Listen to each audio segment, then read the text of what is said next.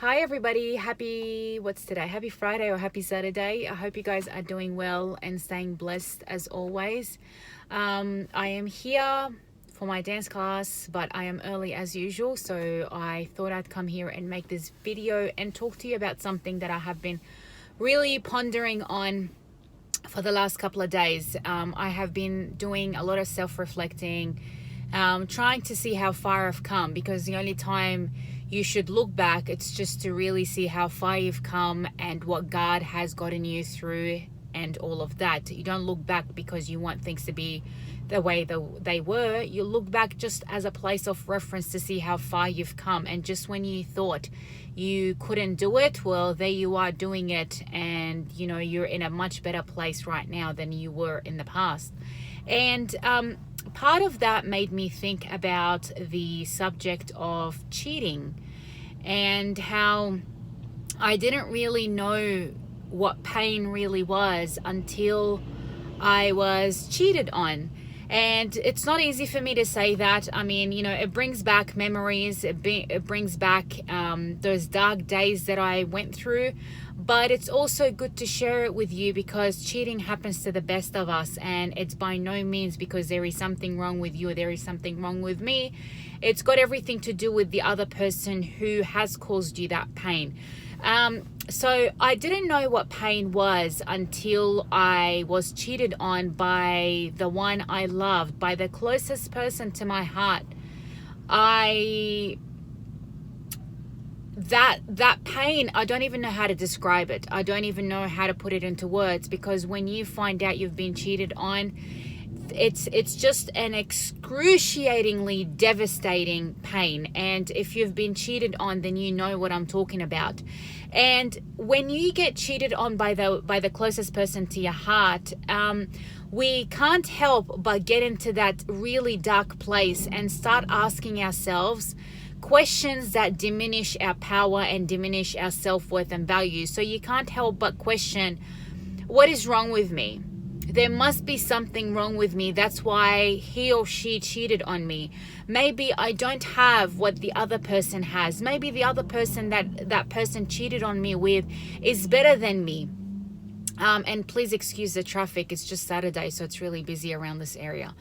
So we ask ourselves these questions and we automatically put the blame on us. Yet if we really saw it for what it is, it's got everything to do with the other person, with what the other person is dealing with for whatever reason, and it's got nothing to do with you. And that was really, really heartbreaking for me, because when you get cheated on, your trust is broken.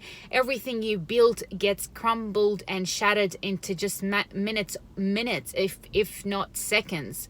And you really start to question your whole identity and your whole relationship with that person. And cheating is heartbreaking. Cheating is very, very heartbreaking and devastating. And like I said, you need to go through it to know what it is. I didn't know what real pain was until I found out that my ex-partner cheated on me. And it takes a lot of courage to say that, but me, I'm transparent to show you that we all go through the same things. Our stories may be different, but we all struggle with them the same. And my message to you is, if you have been in that state, please understand that there is nothing wrong with you, because how a person treats you says a lot about them. If your partner or your ex has cheated on you, it doesn't mean that there is something wrong with you. It doesn't mean that you are defected in any way. It doesn't mean that you are unworthy. It just means that the problem is in the person who cheated on you. And it's their demons. They're acting out of their own demons. They're acting on how they feel on the inside. Maybe they needed an ego stroke.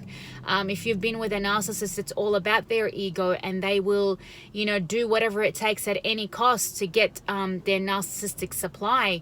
And my partner at the time, when I caught him red-handed, and when he couldn't lie his way out of it, he actually told me that the reason why he cheated on me was because I made him to.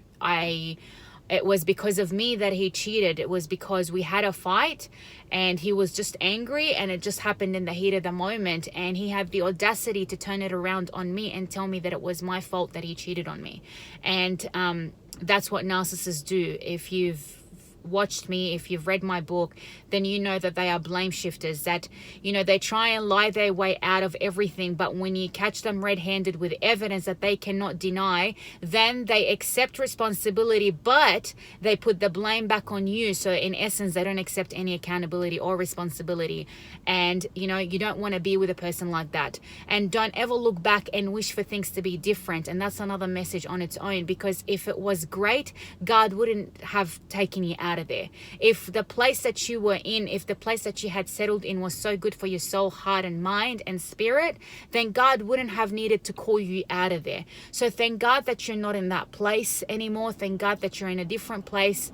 You may not be where you want to be, but where you are right now is taking you to where you want to be.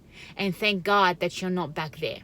And that's my message for today. There is absolutely nothing wrong with you. There is everything wrong with them, because how a person treats you says a lot about them and not you.